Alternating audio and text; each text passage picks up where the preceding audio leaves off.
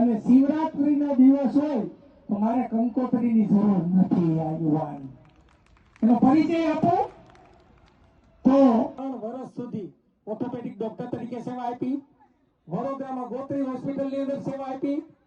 ત્યારબાદ ગુજરાતમાં જે બહુ ઓછા ડોક્ટરો છે, બહુ ઓછા, આના જેવા ગણ્યા ગાંઠા, પગને લાંબા કરવા, ચેપ લાગ્યો હોય, હાડકા હળી ગયા હોય, ત્યાં નવું હાડકું ફિટ કરી દે, પગ વાંકા ચૂકા હોય તો સીધા કરી દે, એવા આ ડોક્ટર ગુજરાતમાં છેલ્લા ઇલીજા રોગ નામની જે રિંગની સ્પેશિયાલિટી આવે બાપુ મહારાષ્ટ્રમાં છે.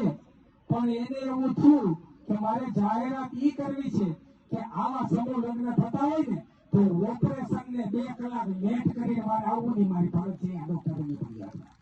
આપણો ઉત્સાહ વધે.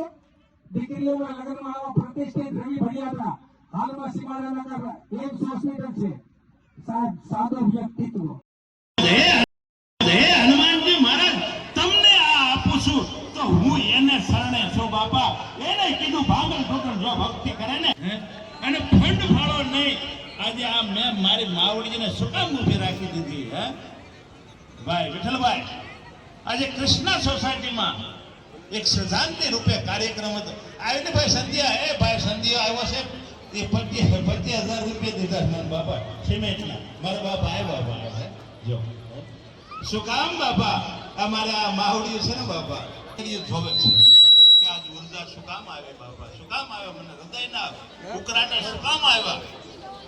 કે મારી વિલાસબેન માવડીઓ છે ને બાપા, એનો છોકરો કાયમ 2.5 કિલો હોનાનો રૂપે ગીત ગાવા જાય, એમાં હું કૃષ્ણા સોસાયટીમાં ભેગો થઈ ગયો. અમારે રસલી દાંડી ગઈ, એને મેં એટલું કીધું છે, આજે તારો બાપ વ્યો જાય ને તો આ 3 દીકરાનું ધ્યાન રાખજે બાપા.